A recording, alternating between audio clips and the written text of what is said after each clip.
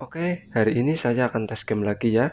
Kali ini saya akan tes game di mantan flagship Huawei, yaitu Huawei P30. Ya, tentunya ini mantan flagship sekitar tahun 2019. Di sini saya akan mencoba untuk bermain game Call of Duty Mobile di Huawei P30 ini. Nanti di sini saya akan menceritakan pengalaman saya saat bermain game Call of Duty Mobile di Huawei P30. Ya, di sini saya cek untuk grafiknya ya.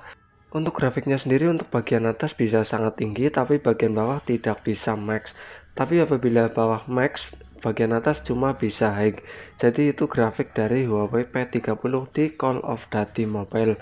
Oke, bagi yang belum subscribe, monggo di subscribe channelnya bos ya.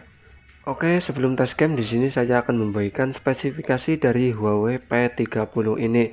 Ya, untuk chipsetnya sendiri ini menggunakan Kirin 980 ya. Karena ini sebelum di-ban dari Google, jadi ini masih menggunakan Kirin. Ya, untuk layarnya sendiri ini berukuran 6,1 in ya.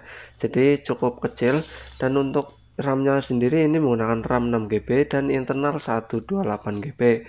Terus untuk baterainya sendiri ini berkapasitas 3650 mAh ya. Jadi lumayan kecil lah, tapi sedangkan antara 4000 dan 3000 itu tengah-tengahnya, ini jadi lumayan irit menurut aku. Jadi apakah Huawei P30 ini masih worth it buat bermain game khususnya Call of Duty Mobile? Tentunya menurut aku sih masih sangat worth it sekali ya. Ya, Huawei P30 ini yang menggunakan chipset Kirin 980 ini tentunya masih lumayan ngebut di tahun ini. Dan tentunya buat bermain Call of Duty Mobile itu sangat ringan sekali ya. Sangat enteng dan lancar jaya, tidak ada kendala sama sekali.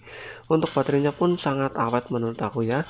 Dari 100% ke 15% buat bermain Call of Duty Mobile itu kurang lebih 3 jam ya.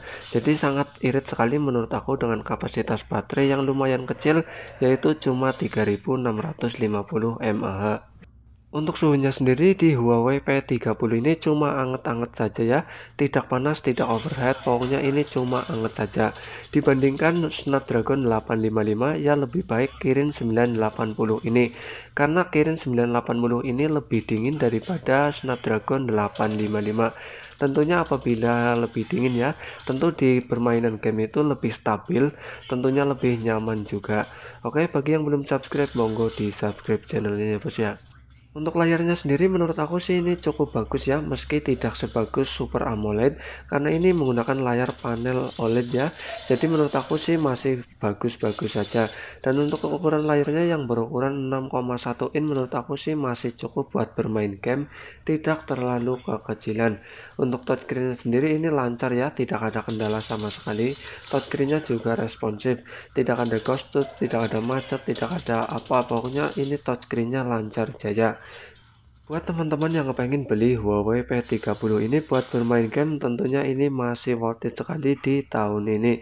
Ya, untuk harganya sendiri untuk yang full set itu ya, yang nominus sekitar 4 jutaan, dan untuk yang batangan sekitar 2,5 sampai 3 jutaan lah. Itu untuk batangan yang nominus. Untuk yang WiFi only sekitar 2 jutaan ya, paling lebih dikit lah ya. Itu yang WiFi only, tentunya garansi Inter ya. Jadi harganya itu paling murah di Huawei P30 ini. Jadi kesimpulannya Huawei P30 ini masih sangat worth it sekali buat bermain game di tahun ini. Untuk baterainya pun lumayan irit menurut aku ya. Tadi saya sudah jelaskan ya, sekitar kurang lebih 3 jam untuk bermain game Call of Duty Mobile.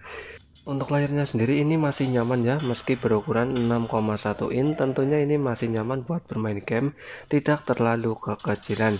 Dan untuk touchscreen-nya ini lancar ya, tidak ada kendala sama sekali. Pokoknya masih sangat worth it sekali buat bermain game.